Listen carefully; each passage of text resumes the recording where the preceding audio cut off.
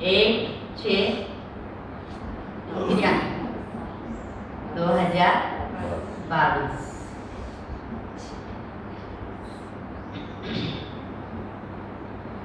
मीठे बच्चे सदा ईश्वरीय सेवा में बिजी रहो तो बाप से लव बढ़ता जाएगा, खुशी का पहरा चढ़ा रहेगा। तो इसलिए सदा सेवा में रहो। बाबा ने कहा कोई भी सेवा हो लेकिन बुद्धि को सदा बिजी रखो। अगर बुद्धि बिजी है तो बाबा ने कहा सदा बाबा को याद करते रहेंगे, बाबा के प्रति प्यार भी बढ़ता रहेगा और खुशी का पहरा भी सदा चढ़ता रहेगा। तो सदा खुश रहना है तो बाबा की सेवा में सदा बिजी रहो। प्रश्न है, नजर से निहाल होने वाले बच्चों के दिल में कौन सी खुशी रहती है? देखो बाबा का जवाब, उनके दिल में स्वर्ग की बादशाही की खुशी रहती है, क्योंकि बाप की नजर मिली अर्थात वर्षे के अधिकारी बने। बाप में सब समाया हुआ है, इसलिए बाप की नजर, बाप की दृष्टि हमारे पर पड़ी है, माना हम वर्षे के अधिकारी बन गए और बाबा में सब कुछ समाया हुआ है। आज दूसरा प्रश्न भी है मुरली में, बाप बच्चों को रोज भिन्न भिन्न ढंग से नई पॉइंट्स क्यों सुनाते हैं? रोज बाबा की नई नई नित्य पॉइंट्स आती रहती है, तो बाबा क्यों सुनाते हैं? तो बाबा का जवाब है, क्योंकि बच्चों की अनेक जन्मों की दिल पूरी करनी है। पैसे थे ना, बच्चे बाप द्वारा नई नई पॉइंट्स तो सुनते हैं तो बाप के प्रति भी लव बढ़ता जाता है।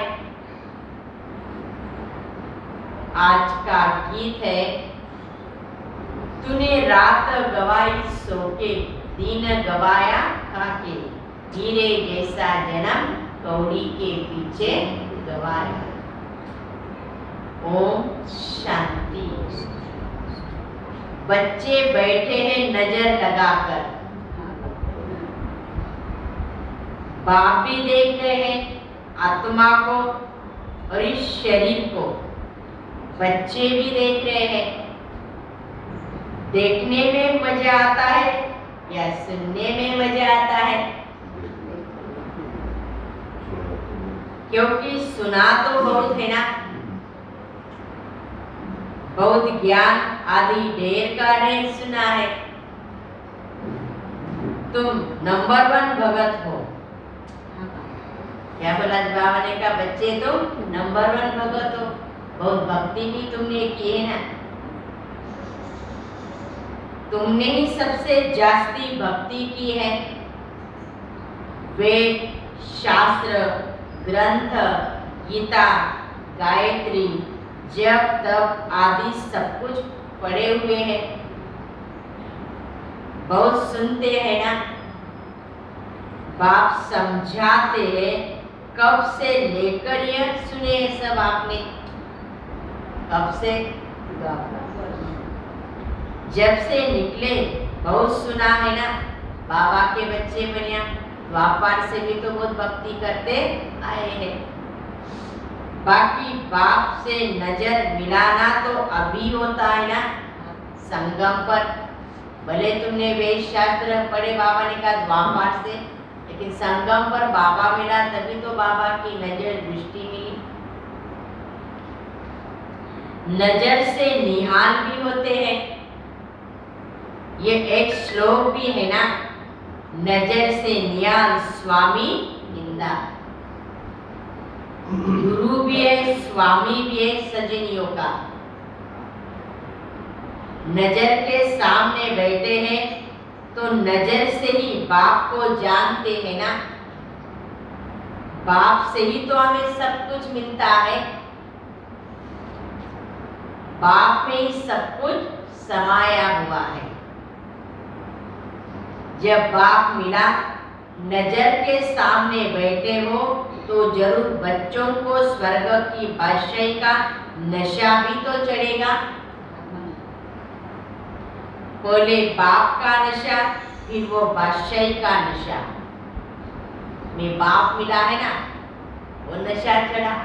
फिर बाप मिला है तो बाप से क्या प्राप्ति है, बाबा क्या देने वाला है, बेहद की बादशाही, वो भी तो नशा हो बाबा ने कहा। हम जानते हैं ना, हम अभी बाप के सामने बैठे हैं। देह अभिमान अब निकल रहा है ना। हम आत्माएं इस शरीर के साथ चक्र लगाते हैं, पाठ बजाते बजाते अब हमारा बाप ही सन्मुख बैठा है। बाप के साथ खुशी होती है वर्षे की। बच्चे जब बड़े होते हैं तो बुद्धि में आता है, हम बैरिस्टर, इंजीनियर बनेंगे, यह बनेंगे। बादशाह का बच्चा हूँ, मैं बादशाही का मालिक हूँ ना। यहाँ भी तुम जानते हो, जैसे लौकी के भी नशा रहता है, उसी तरह से हम भी वेद बाप के बच्चे बने तो हमें भी नशा होना चाहिए कि बाबा हमें क्या से क्या बना रहा है।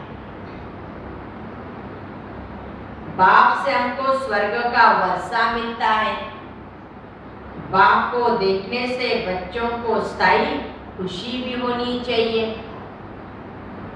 इसको ही रूहियान कहा जाता है ना, जो सुप्रीम बाप है सबका, वो बैठ आत्माओं से बात करते हैं ना। आत्मा इस शरीर द्वारा सुनती है। ये एक ही बार ऐसा होता कि बाप को याद करते करते जब वो आते हैं और नजर मिलाते हैं, 21 जन्मों के लिए वर्षा देते हैं। और उस समय कौन सा है, संगम का है। बाबा ने कहा यह तुम बच्चों को याद करना चाहिए। बच्चे जो है वो भूल जाते हैं, भूलना तो नहीं चाहिए ना। बाबा बार बार हमें याद दिलाते हैं, बच्चे भूलना नहीं है। परंतु ये भूल भुलैया का खेल भी होता है, तो बीच बीच में बच्चे भूल भी जाते हैं। बाप के नजर के सामने होने से समझते हम बाप के साथ बैठे हैं। बाबा को देखने से खुशी का पारा भी तो चढ़ता है। और बाप बैठे नई नई पॉइंट भी समझाते हैं। बाप से बच्चों का पूरा लव हो जाए, आत्मा अपनी दिल पूरी कर दे, क्योंकि बिछड़े हुए हैं ना। इसलिए तो बाप हम बच्चों को नजर से निहाल करते हैं। अनेक प्रकार के दुख भी देखे हैं। अब सन्मुख बैठे हैं ना, तो बाबा हमारी दिल को क्या करता है, पूरी कर देता है। जो हमें कोई तमन्नाएं थी, बाबा ने कहा जो हमारी आशा थी, कामनाएं थी, वो भी बाबा पूरी कर देता है। जो देखकर हर्षित होना चाहिए, बाप के सन्मुख होने से हर्षित होते हैं, वह बाप से दूर होने से भी इतना हर्षित बना रहता है।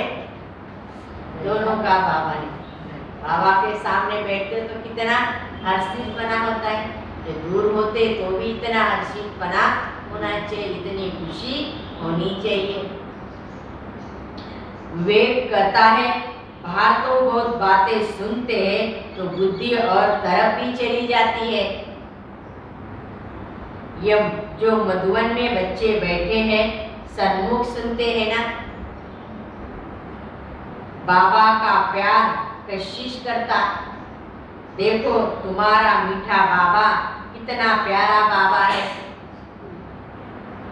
तुमको स्वर्ग में ले जाने के लायक बना रहा है। बच्चे स्वर्ग के मालिक थे ना, अब ड्रामा अनुसार सब कुछ तुमने गवा दिया। कितना बाबा ने दिया था, फिर भी धीरे धीरे बच्चों ने क्या किया, गवा दिया।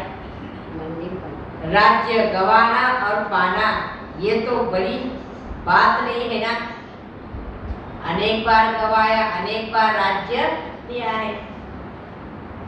तुम इस बात को जानते हो ना, दुनिया में करोड़ों आत्माएं हैं, परंतु फोटो में कोई मुझे ही पहचानते हैं।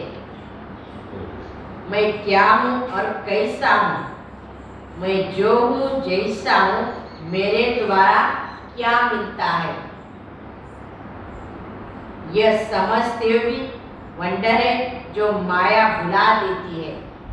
मैं इतना समझाता हूँ फिर भी समझते, फिर भी माया का काम है भुला देना। ऐसे नहीं कि सन्मुख वालों को माया भुलाती नहीं है, सन्मुख होने वालों को भी माया भुला देती है। बड़ी चतुर है माया भी, बाबा ने कहा रुस्तम है वो भी। शिव बाबा में पूरा लव होना चाहिए। लव कैसे बढ़े, जो बाप से हम ऊंचा वर्षा भी ले ले। बाप कदे खिदमत माना सेवा करो, अगर सेवा करते रहेंगे तो मन बुद्धि बिजी रहेगी, बाबा ने कहा, फिर माया नहीं आएगी, खुशी भी रहेगी। बाबा ने कहा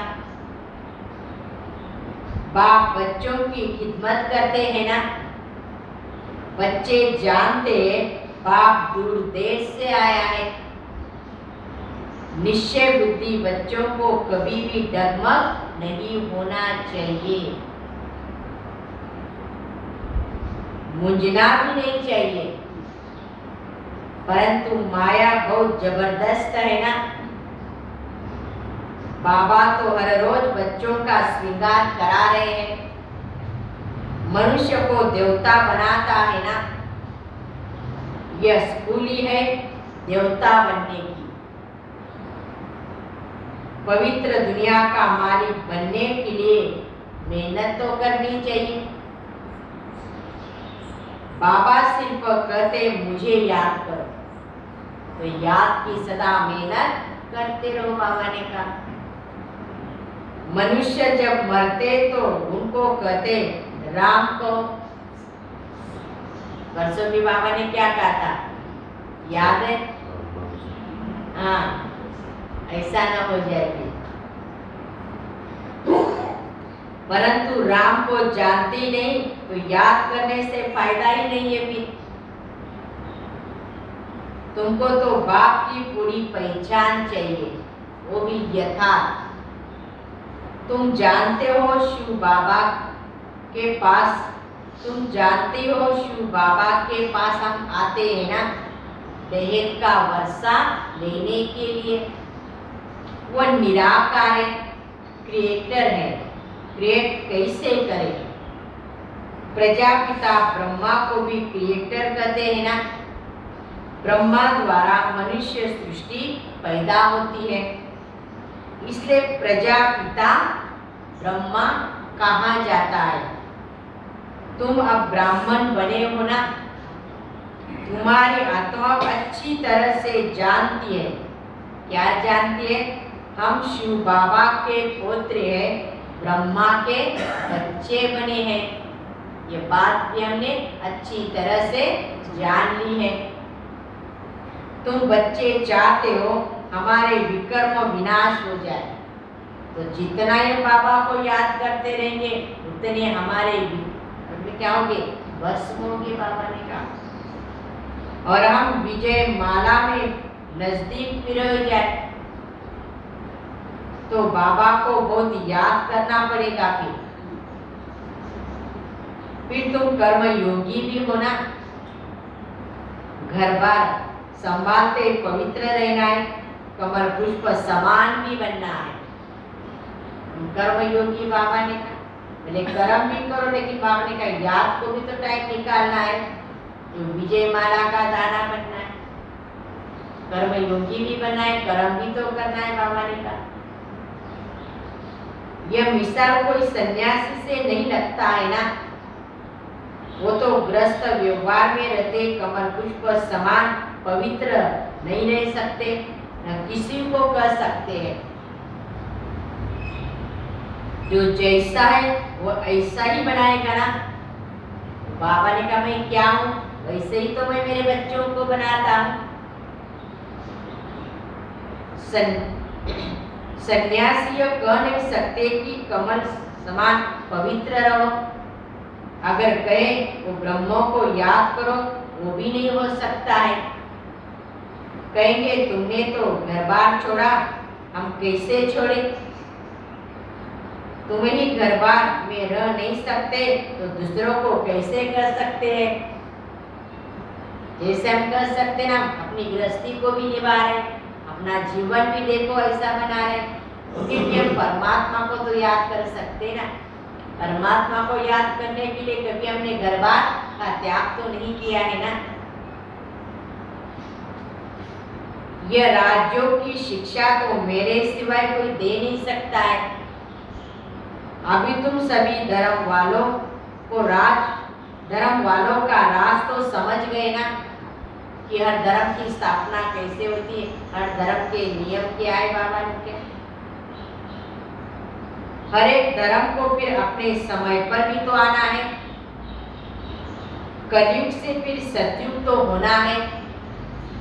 सतयुग के लिए चाहिए आदि सनातन देवी देवता धर्म, और कोई धर्म वाले मनुष्य को देवता बना नहीं सकते।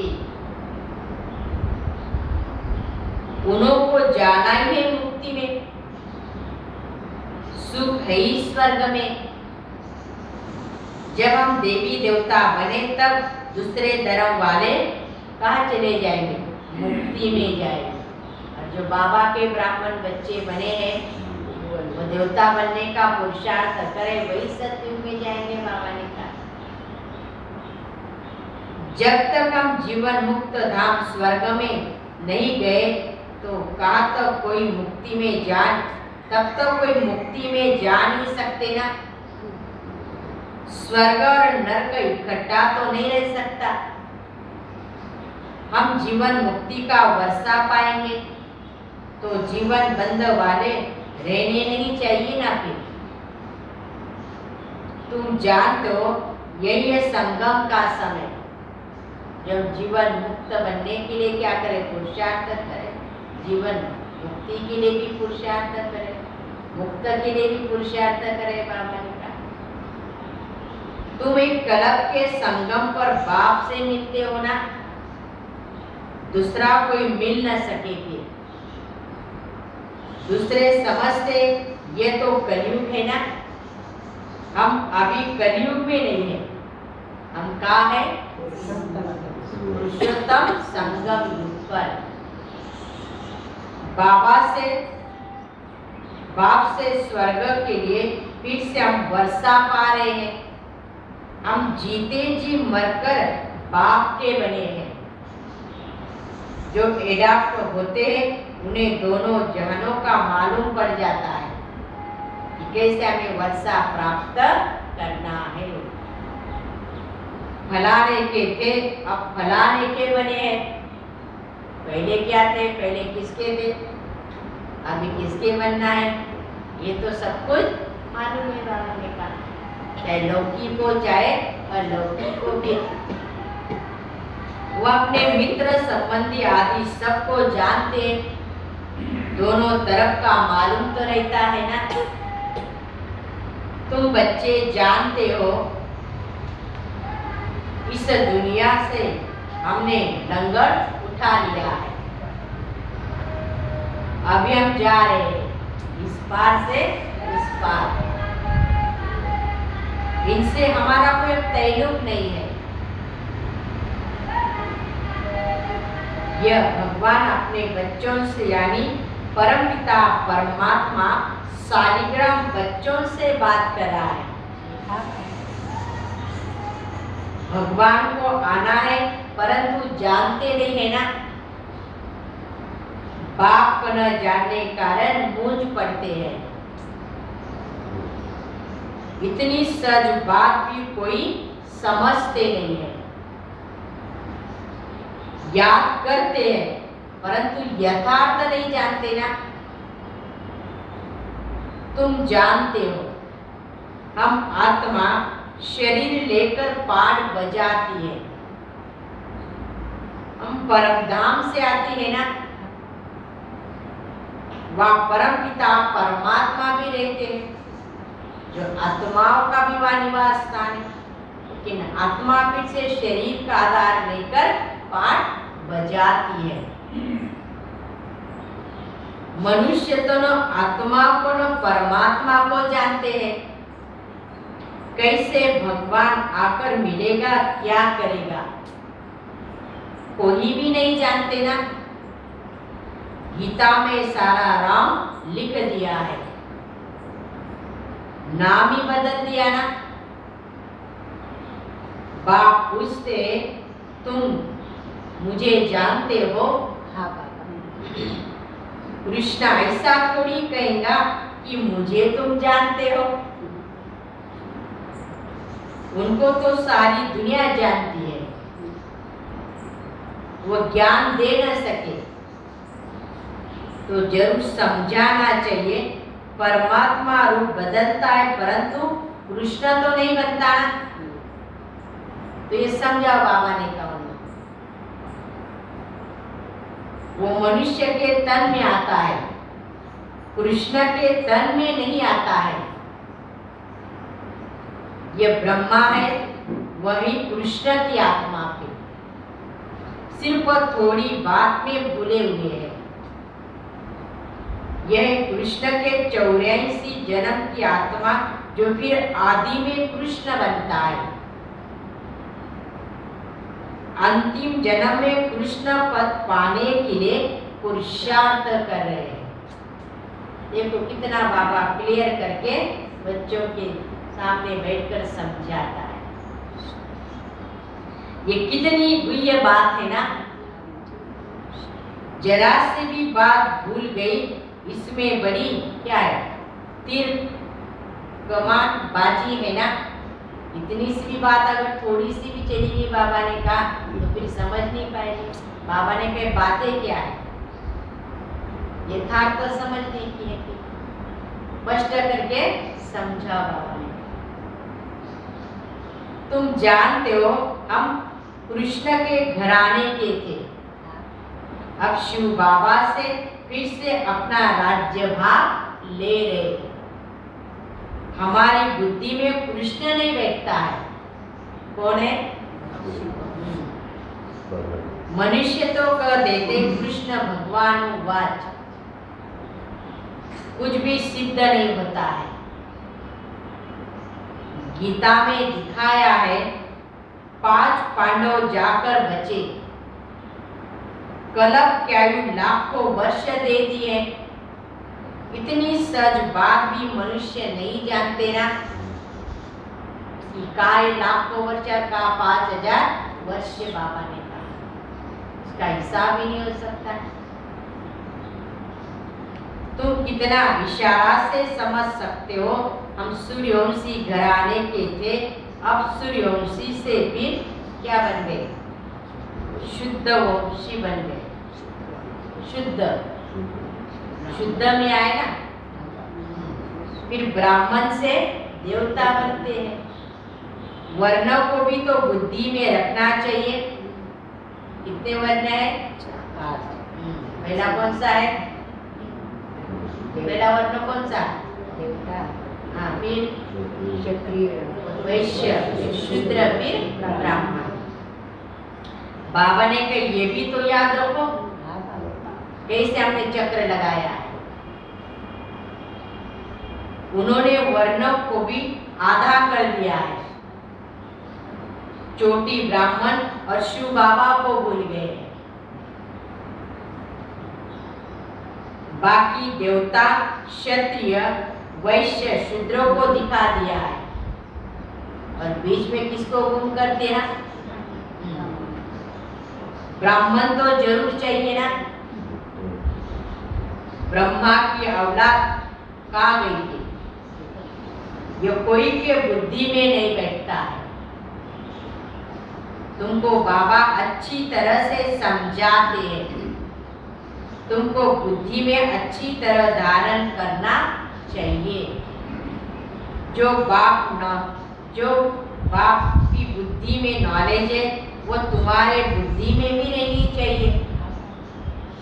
मैं तुम आत्माओं को आप समान बनाता हूँ।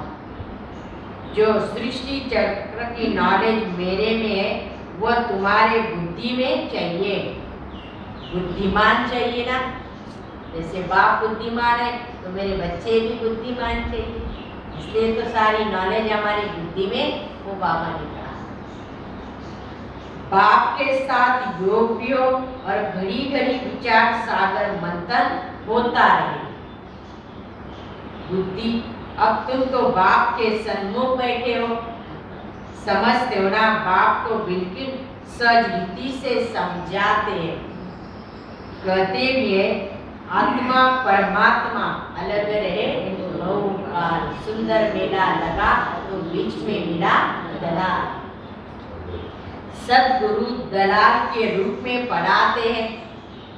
दलाल अर्थात सौदा करने वाला। बाबा इन द्वारा आकर अपने साथ सौदा कराते हैं ना। तुम जानते हो दलाल को याद नहीं करना है। दलाल द्वारा हमारी सगाई होती है शिव बाबा से, तो शिव बाबा को क्या करना चाहिए? याद। तुम सब बीच वाले दलाल। अभी कौन है? कहते हैं परम पिता परमात्मा से तुम्हारा क्या संबंध है? तुम सगाई कराने की युक्ति रचते हो ना। कैसे हम सभी शिव बाबा से मिलाए? ये युक्ति रचते रहो, बाबा ने कहा। फिर प्रजापिता का नाम भी देते हो। वर्षा शिव बाबा से मिलता है। स्वर्ग का रचिता भी तो वह है ना। जीव आत्माओं की परमात्मा के साथ सगाई होती है। सगाई थी, वर्षा पाया था, फिर से पाते हैं। तुम जानते हो हमारा कलप ये संगम युग का यही धंधा है। शिव बाबा से सगाई। और कोई भी आत्माओं की परमात्मा से सगाई नहीं कराते। सगाई भी उनसे कराते जो विश्व का मालिक बनता है। यह उच्च से उच्च रूहानी सगाई।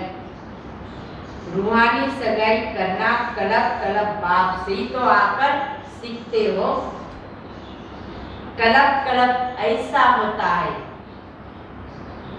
कलप मनुष्य से देवता जरूर बनते हैं। देवता भी से मनुष्य बनते हैं।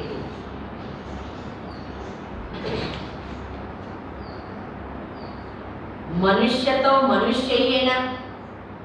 परंतु क्यों लिखा है मनुष्य से देवता किए ना लागे?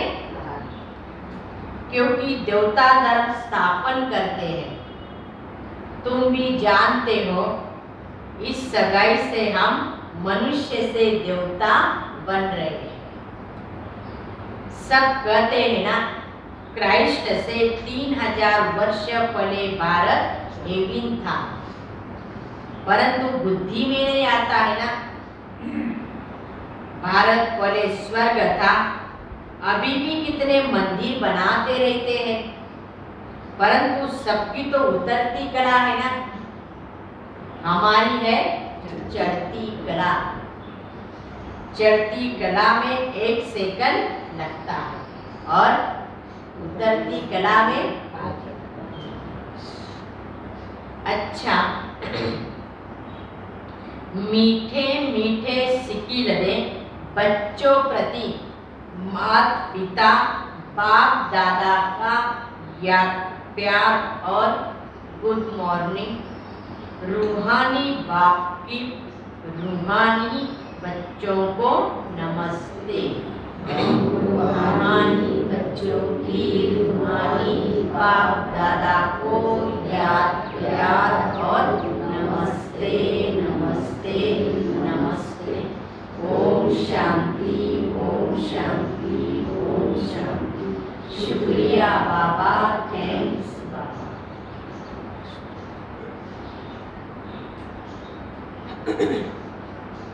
धारणा के लिए मुख्य सार पहली पॉइंट है, कभी भी किसी बातों में मूंझकर निश्चय में ऊपर नीचे नहीं होना है। घर बार संभालते कर्म योगी होकर रहना है।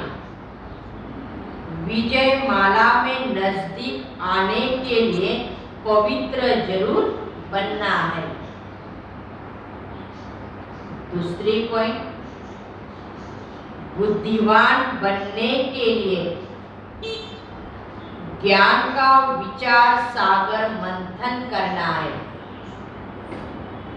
सदा खिदमत माना सेवा में तत्पर रहना है।